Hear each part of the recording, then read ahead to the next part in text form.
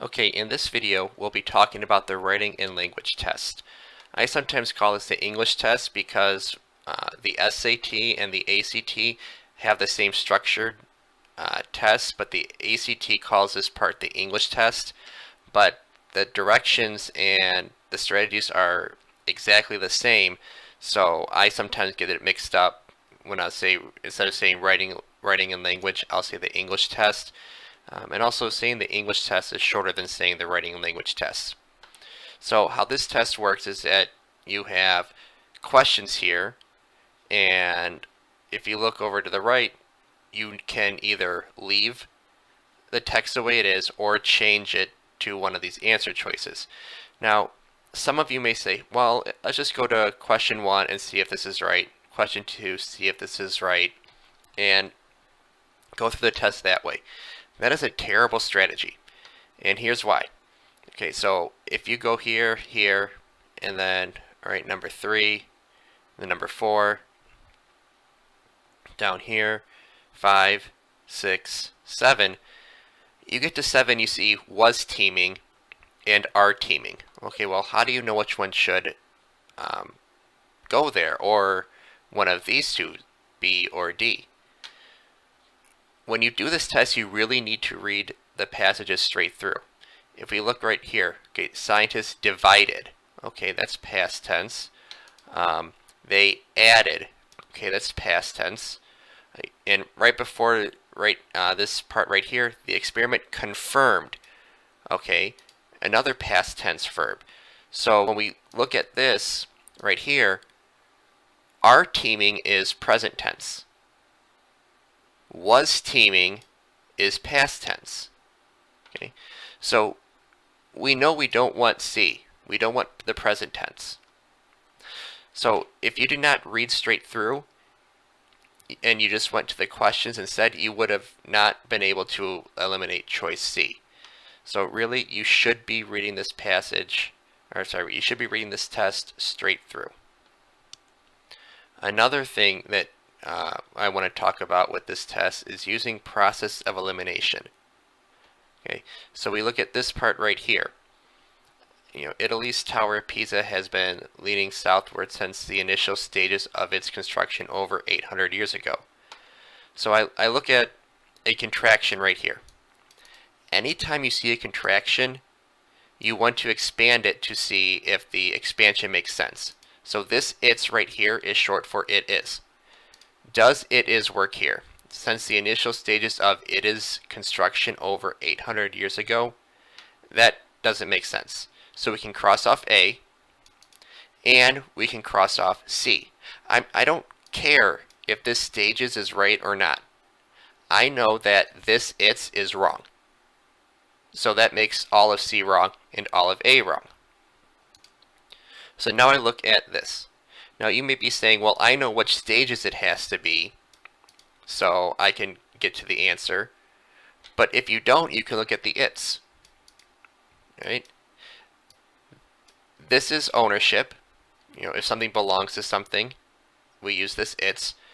Right here, if you ever see this, you should get really excited because the SAT is pretty much telling you, hey, we're going to give you a free elimination. This right here is not a word. They put it in here to try to trick you, and after this point, it shouldn't.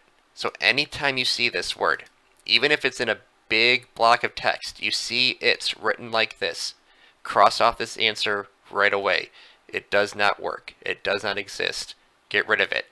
So now I know the answer must be D. Most of the time, it's easier to find 3 wrong answers than 1 right answer. I talked about this for the reading test as well. So we're going to be looking at a couple other questions to point out the strategies that I want to talk about. Okay. If we look at question number 14, which goes right here. So it took me by surprise then when my favorite exhibit at the museum was one of its tiniest. Okay, again, does "it is" work here? Was one of "it is" tiniest? Nope. So it can't be A, and it can't be D.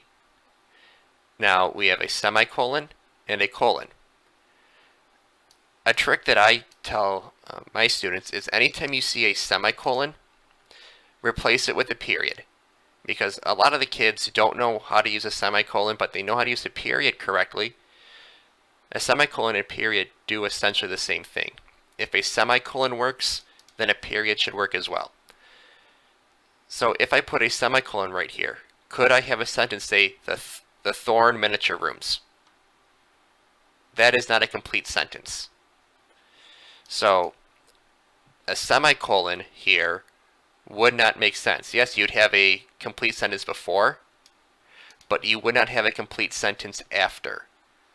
So even if students didn't know how to use a colon, which most of the kids don't know how to correctly use a colon, they say, oh, it must be for a list or a definition. And that's the basic idea of it. But they don't really understand when to use it. They can say, well, I know it's not this it's, cross off A and D. I know that a semicolon won't work because a period won't work, so cross off B, it must be C. So again, cross off answers that you know are wrong. And a semicolon and period mean the same thing. Okay, on here, which question did I want to do? Actually, I don't think there's anyone on this one. Right here. The SAT is very good at tricking kids. And one of the ways they do that is that they put the verb far away from the subject to try to mess you up. So this verb have. Okay, so what is the noun here? Okay, according to such organizations as the U.S. Environmental Protection Agency, the minute amounts of residue falling within such limits have no negative impact on human health. So what has or have no negative impacts on human health? The amounts. This is your subject. Pretty far away from your verb. So would you say the minute amounts have no negative impact, or the minute amounts has no negative impact? Well, minute amounts is plural, so we want to keep it with, keep the sentence with the word have. And we don't want has, or is. So always think about that when you see a verb. Okay, where is your subject? Okay, what subject does this verb go with right here? Think about that. One of the biggest things that kids have issues with when they first start taking the language and writing tests is keeping things simple. You know, a teacher says write a 5-page paper on this topic, you write 3 pages of good stuff, and then the last 2 pages is pretty much a bunch of crap that you just throw in there to make the 5-page minimum. SAT does not want you to do that. So let's look at number 18. One of the artist's most famous images show Tweed with a bag of money in place of his head.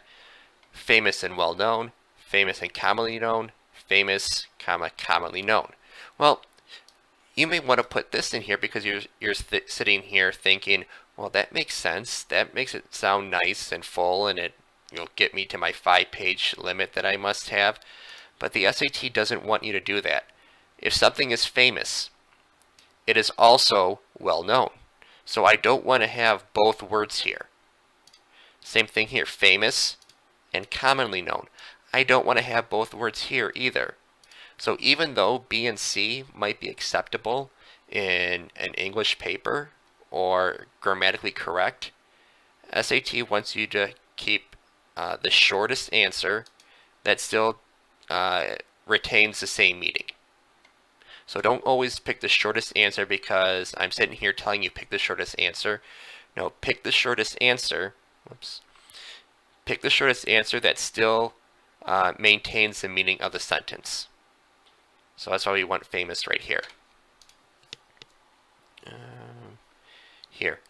Okay, this is another colon thing where people say, oh, okay, colon, I'm listing something. The spaces are usually stocked with a standard office equipment such as, okay, now we're listing office equipment. But remember what I said before, and hopefully I said it before, and if not, I'm saying it now. Before a colon, you want a complete sentence. So is this a complete sentence? The spaces are usually stocked with standard office equipment such as. That's not a complete sentence, so we don't want a colon here. So that means you can get rid of B and C. And the words such as and a colon kind of mean the same thing. So you don't want both of them. If they would have said the spaces are usually stocked with standard office equipment, colon, and then it listed photocopiers, printers, and fax machines, that would be okay. But you cannot have the words such as and the colon right next to each other like that. Basically, they mean the same thing.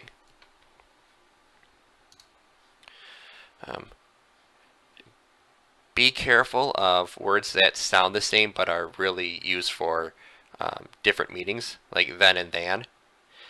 When we're speaking, we really don't differentiate between the two. Okay?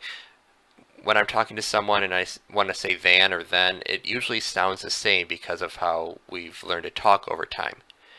So this one says, even worse than the squandering of this useful resource is the fact that compost and landfills cannot break down due to the lack of necessary air and moisture.